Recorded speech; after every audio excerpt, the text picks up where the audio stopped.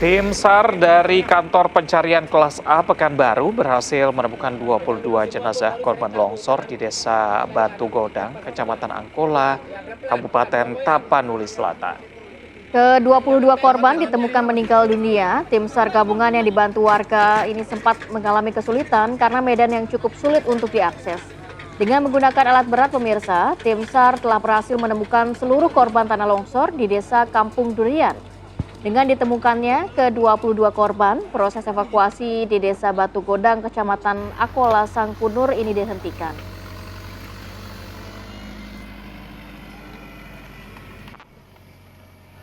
Evakuasi sebuah motor yang tertimpa. Sementara itu pemirsa, tim SAR gabungan ini turut mengerahkan 4 ekor anjing dari detasemen K9 untuk membantu pencarian korban tertimbun material banjir bandang di Desa Garoga, Batang Toru, Tapanuli Selatan.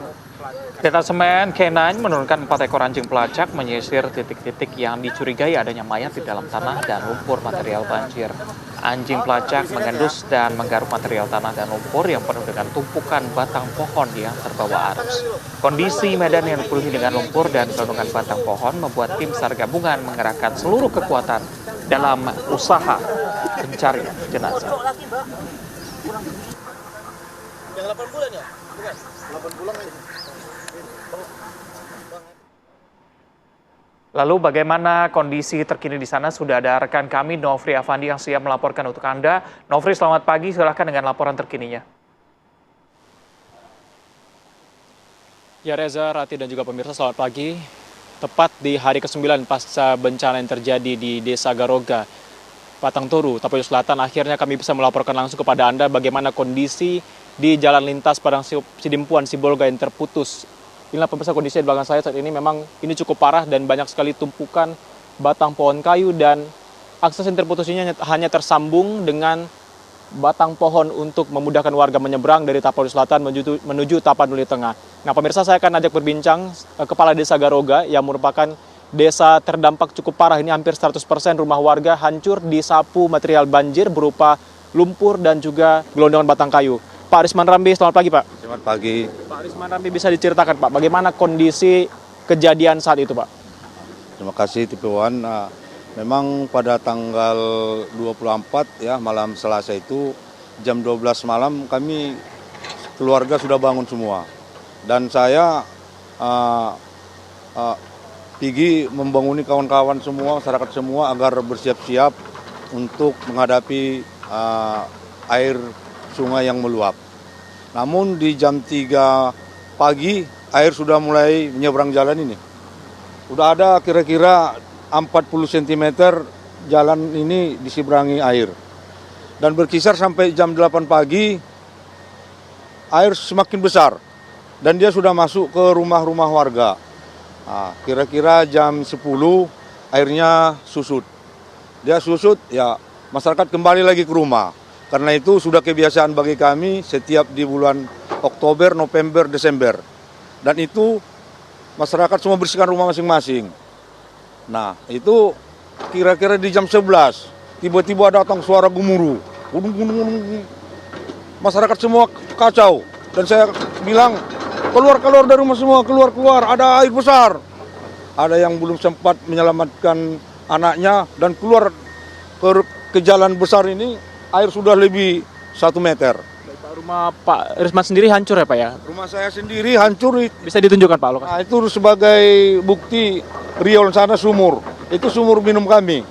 Dan kemarin itu adalah rumah kita. Baik Pak, ada korban keluarga Bapak yang masih hilang sampai saat ini? Ya, keluarga saya satu lagi belum dapat. Kebetulan anak abang saya berkunjung ke rumah dan tidak ditemukan sampai sekarang.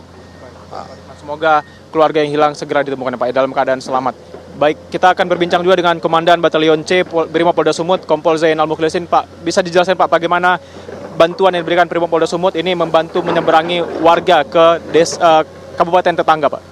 Baik Bang, atas perintah dari Bapak dan Kor Brimopolri, serta atas petunjuk dan arahan dari Bapak Kapolda Sumatera Utara, serta atas bimbingan dari Dansat Brimopolda Sumut, kami bersama tim dengan TNI, serta Basarnas bersama-sama membantu memberi jalan agar masyarakat bisa melintas baik dari Tapanuli Tengah maupun dari Tapanuli Selatan.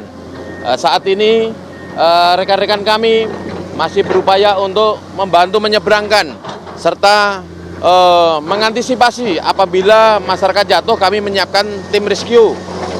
Ada satu tim perahu karet kami yang bersiaga untuk mengantisipasi apabila terjadi hal yang tidak diinginkan dalam penyeberangan. Kesulitan apa yang dihadapi warga di sini Pak untuk menyeberangi ini airnya cukup deras Pak? Untuk saat ini, alhamdulillah bersama TNI dan Basarnas, kami bersama-sama menyiapkan penyeberangan dengan batang-batang kayu yang tersisa, sehingga masyarakat alhamdulillah sekarang ini udah bisa bergerak antara dari Tapsel maupun ke Tapteng, dari Tapteng maupun ke Tapsel sudah mulai ada pergeseran masyarakat. Sudah berapa Pak hari ini di Desa Goroga sendiri ini terdapat cukup parah korban meninggal dunia ditemukan? 43 orang hingga saat ini. Dan ini masih terus berlangsung? Ini masih dalam proses pencarian. Kebetulan kemarin ada tim Kinen dari Mabes Polri. Saat ini masih dalam proses pencarian. Baik, terima kasih Kompol Zainal atas informasinya dan juga Bapak Kepala Desa Garoga Pak. Semoga segera ditemukan Pak, keluarga yang masih belum ditemukan. Baik, terima kasih pemirsa, itu tadi dia informasi terkini dari lokasi yang terdampak cukup parah. Ini jalan lintasnya masih terputus, hanya tersambung dengan jembatan sementara berupa batang pohon kayu. Sampai saat ini sudah sebanyak 43 orang meninggal dunia ditemukan di Desa Garoga di Kecamatan Batang Toru, Tapanuli Selatan. Dan sementara itu yang bisa kami sampaikan, saya kembalikan ke Reza dan Rati di studio. Baik, terima kasih Nofri Apandi, laporannya langsung dari Tapanuli Selatan, Sumatera Utara. Selamat bertugas kembali, jaga kesehatan selalu.